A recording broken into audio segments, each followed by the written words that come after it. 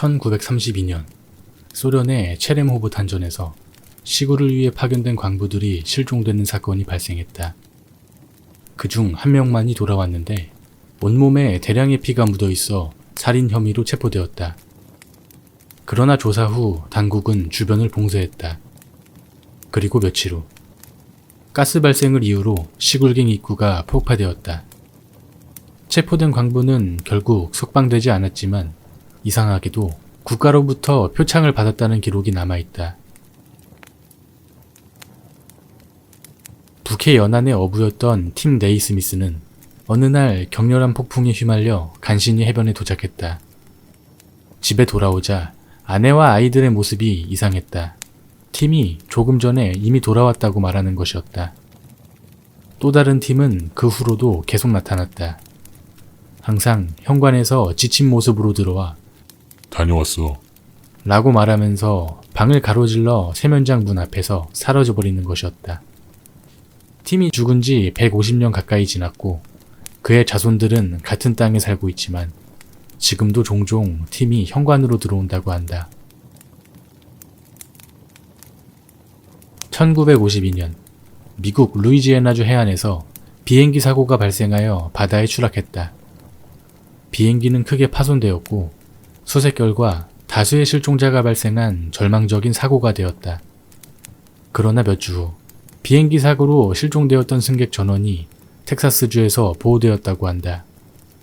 당시 취재한 신문기자에 따르면 조종사를 포함한 승객 전원이 살아남은 이유에 대해 입을 다물고 있었다고 한다. 하지만 한 아이가 아빠, 그 무서운 검은 사람에게 뭘 부탁한 거야? 라고 말하는 것을 희미하게 들었다고 한다.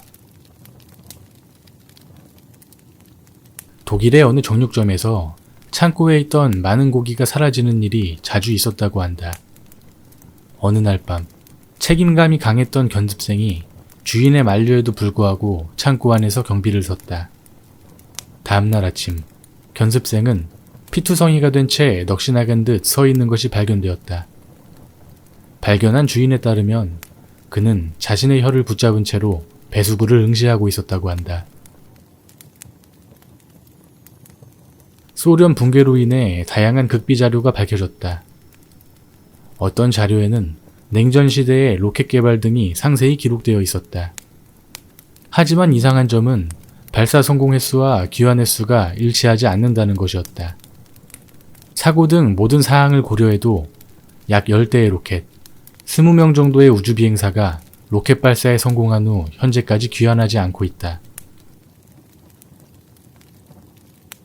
종전 직후 일본에 유통된 아카온이라 불리는 만화책의 작가 중에 호쿠노 도사이라는 인물이 있었다. 그의 마지막 장편, 만화세계의 모험은 작가와 동명의 주인공이 자신이 만든 만화세계를 방문한다는 내용이었지만 집필 도중 그는 실종되었다. 그가 마지막으로 남긴 원고는 주인공이 펜을 잃어버려 원래 세계로 돌아갈 수 없게 된 장면에서 중단되어 있었다고 한다. 이 만화는 발매 중지되었다. 에도시대 중기의 볼거리 중에 못그림이라는 것이 있었다. 두꺼운 삼나무판에 틈없이 수만 개의 못을 박아 한 방향에서 빛을 비추면 나타나는 그림자가 그림이 되는 것으로 대부분은 지옥을 그린 그림이었다. 현재 한 장에 못이 빠진 판이 존재하지만 원래 못의 길이가 제각각이었던 것 같아 그림 모양을 재현할 수 없었다. 하지만 시험 삼아 모든 구멍에 같은 길이의 못을 꽂아보면 버섯구름과 흡사한 그림이 나타난다고 한다. 1961년 미국 내셔널 지오그래픽은 수만 개의 무덤이 있는 로마인의 집단 지하 묘지를 촬영하여 다큐멘터리로 방영했다.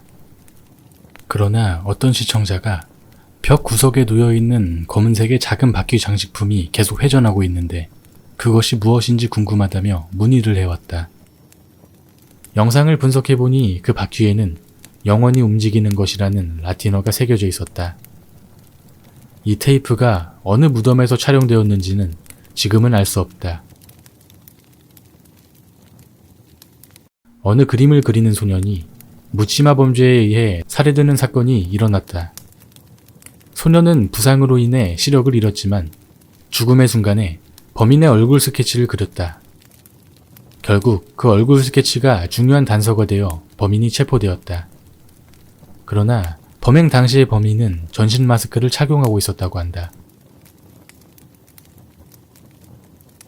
1985년 미국. 한 트럭 운전사가 밤중에 이상한 빛을 목격했다. 달리던 차는 갑자기 멈춰섰고 시간이 흐르지 않는 듯했다. 그가 눈을 떴을 때 차는 100km 떨어진 곳에 있었고 옷에는 이상한 금속 가루가 묻어 있었다. 며칠 후 그의 피부에 기이한 문양이 나타나기 시작했다. 전문가들은 그것이 별자리 지도라고 했다. 더 놀라운 것은 그 지도가 가리키는 곳에서 고대 유물이 발견되었다는 것이다. 그 후에도 트럭 운전사의 몸에는 불규칙적으로 기이한 문양이 나타나기 시작했고 그때마다 고대 유물을 발견할 수 있었다. 4개월 뒤 트럭 운전사는 메모를 남기고 사라졌다. 나는 그들의 지도였다. 그들은 빼앗긴 것을 찾으러 오고 있다.